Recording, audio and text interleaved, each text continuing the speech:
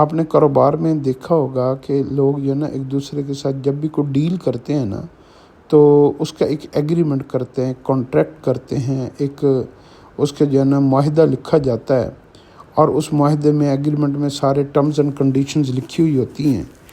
اسی طریقے سے اللہ رب العزت نے جب انسان کو پیدا کیا اور شیطان نے اللہ سے کہا میں اس انسان کو سجدہ نہیں کروں گا، تو اللہ رب العزت نے پھر اسے مردود اور جو ہے نا وہ دھتکار دیا۔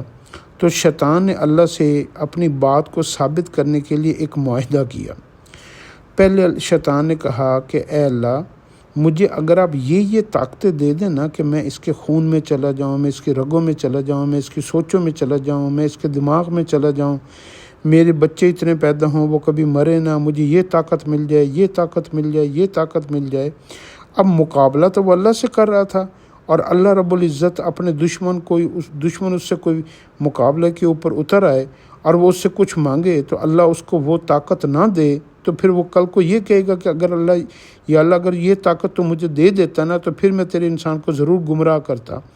تو اللہ نے اس کی ساری مانگی ہوئی طاقتیں اس کو دے دیں، اور بدلے میں آدم علیہ السلام دیکھ رہے تھے، بدلے میں آدم علیہ السلام کو کہا کہ میں تمہیں ایک طاقت تمہیں دیتا ہوں کہ تم اپنی توبہ نہ چھوڑنا، میں جب بھی تم توبہ کرو گے تو تم مجھے ہمیشہ معاف کرنے والا پاؤ گے۔ پھر ایک معاہدہ ہوا آدم علیہ السلام کے ساتھ اور اللہ کے درمیان میں، اس معاہدے کی ایک تحریر لکھی گئی، اور تحریر اللہ کے عرش کے اوپر باقاعدہ اس کو تحریر کیا گیا کہ اللہ اور اللہ کے بندے کے درمیان میں یہ معاہدہ ہوا ہے، یہ ایگریمنٹ ہوا ہے۔ اس معاہدے کے جو الفاظ ہیں نا وہ یہ ہیں، عربی میں ان رحمتی تغلب علی غضبی، یعنی اللہ پاک فرماتے ہیں کہ اللہ کی رحمت اللہ کے غضب کے اوپر ہمیشہ غالب رہے گی۔ یعنی بندہ اللہ سے جب بھی معافی مانگے گا، ندامت کرے گا، شرمندگی سے جو ہے نا وہ درخواست کرے گا، اپنی گزارش کرے گا، اللہ کو کبھی بھی وہ انکار اللہ اس کی بات کا نہیں کریں گے۔ ہر حال میں، ہر وقت، ہر جگہ پر اللہ اس کی توبہ کو قبول فرما لیں۔ اس لیے ہم سب لوگوں کو چاہیے کہ ہم بے خیالی میں بھی اللہ سے معافی مانگتے رہا کریں، بے دھیانی میں بھی سے کہا کریں یا اللہ مجھے معاف کر دے، توجہ سے بھی کہا کریں، رو کر بھی کہا کریں، ہنستے ہوئے بھی کہا کریں۔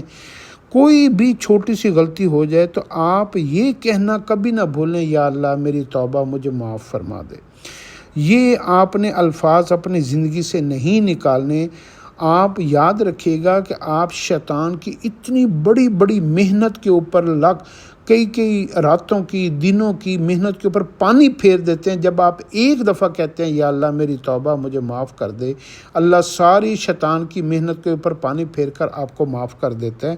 معافی مانگتے ہوئے اللہ معافی دیتے ہوئے اللہ کبھی نہیں تھکتے۔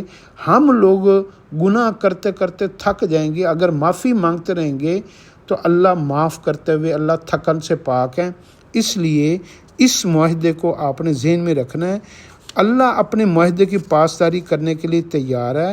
ہم نے جو کرنا ہے، جو ہمارے ذمے ہے، وہ کیا ذمہ ہے؟ ہم نے توبہ جو ہے نا اس سے کبھی نہیں ہارنا، ہم نے توبہ کرتے رہنا ہے۔ پھر آپ دیکھیں گے کہ اللہ اپنے معاہدے کی پاسداری کیسے کرتا ہے۔